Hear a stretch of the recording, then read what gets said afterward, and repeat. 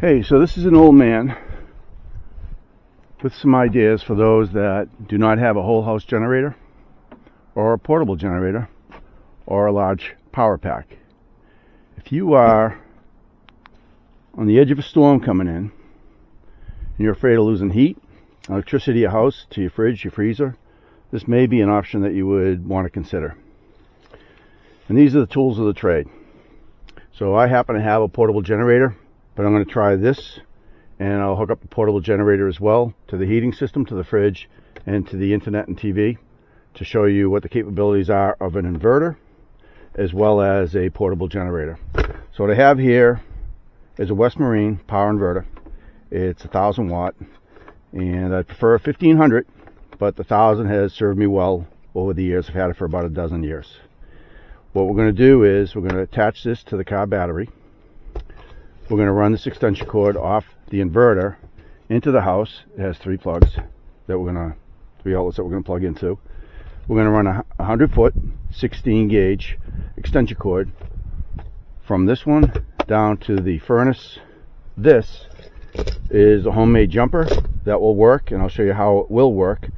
It will tie into the furnace wiring and then plug into the extension cord as well.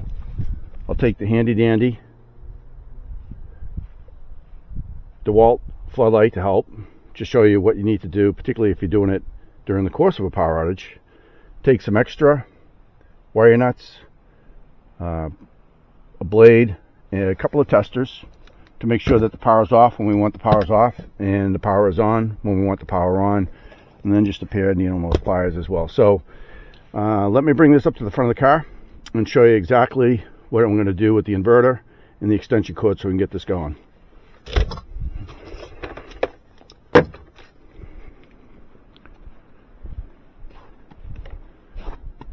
So if you've never used an inverter before, 1,000 is pretty good. 1,500 would be better.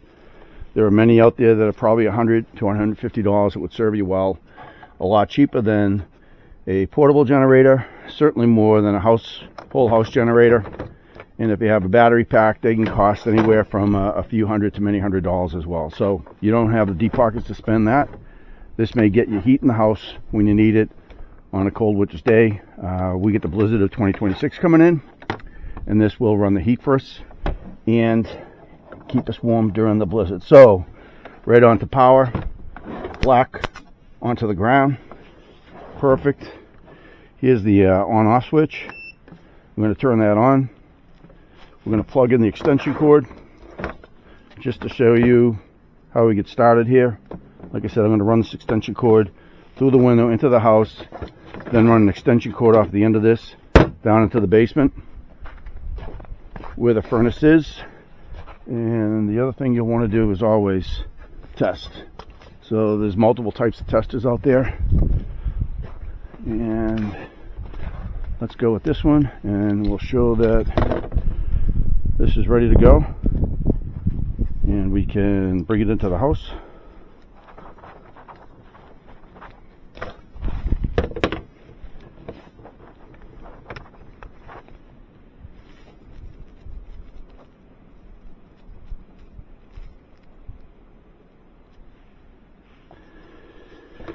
And get this rolling.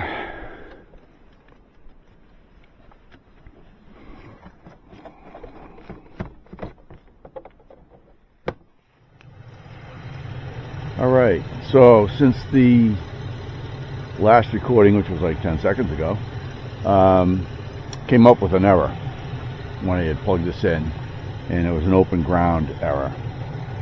And so what I did, I didn't want to bore you with it, wire wheel, clean up the ground, clean up the positive, and you can also see the blizzard came. We got a good 36 inches of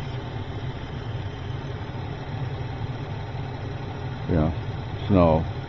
Cleaning those up, the open ground, which was the error, open ground, is gone away. So this is ready now to bring down and plug into the furnace, and I'll get that wired up as well. But for now, this is working as it should. I also, as I had mentioned before, this is This inverter is about 12 years old,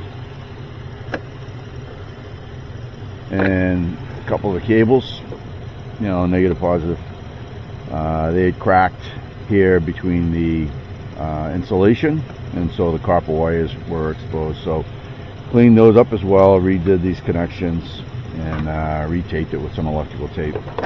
And in doing that, everything seems to look good at this point in time. So, and it is snowing, so the blizzard stopped.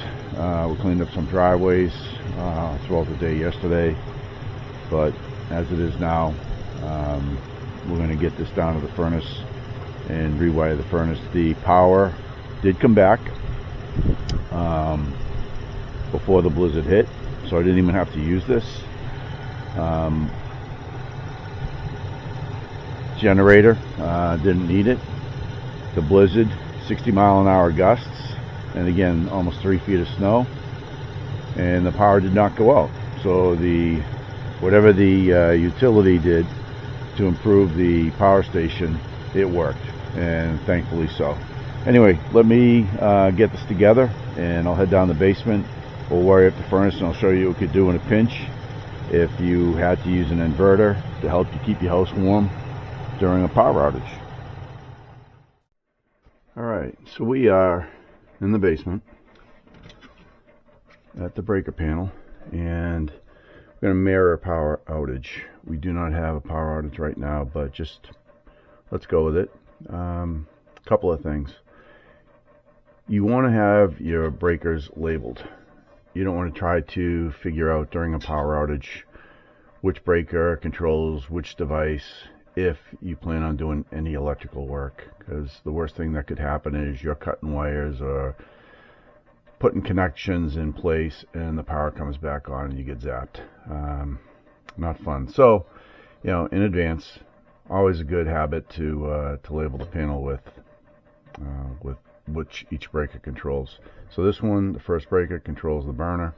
So, and safety is always first. So burner is off, and we're ready to head over to the furnace and get this underway of putting the jumper cable in place, hooking it up to the extension cord, and getting heat to the house. Okay, so here we are at the gas furnace. Not much to it. It's about a 50-year-old furnace. Serves us well. In the name of safety, what we're going to start with is hitting the switch. Make sure that's off at the furnace. I'll open this up so when it turns back on, we can see that the flame and circulator pump are working well. Again, this is the circulator pump right in here. This is really what draws the most juice when your furnace is running. You want to make sure you get good water circulation in the house. This is forced hot water, of course, not forced hot air.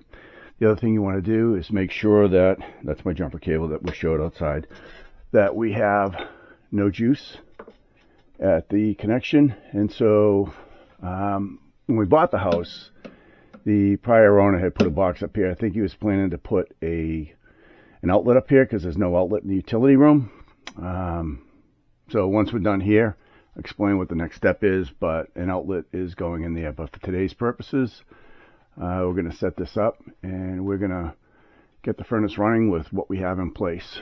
So with that, I'm going to set the light up, and we're going to start by taking these wire nuts off. Again, we got neutral, ground, and live. This goes to the furnace.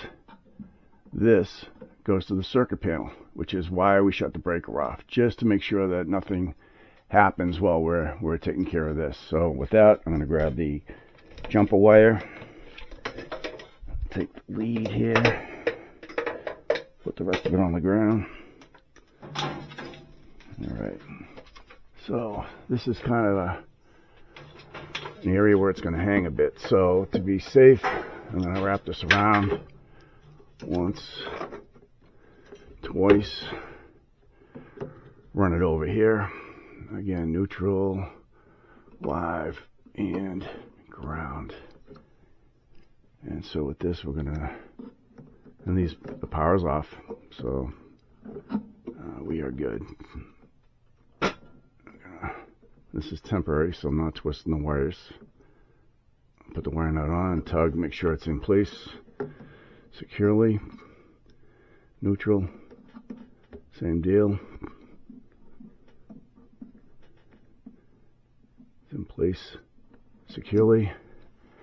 And then for the ground,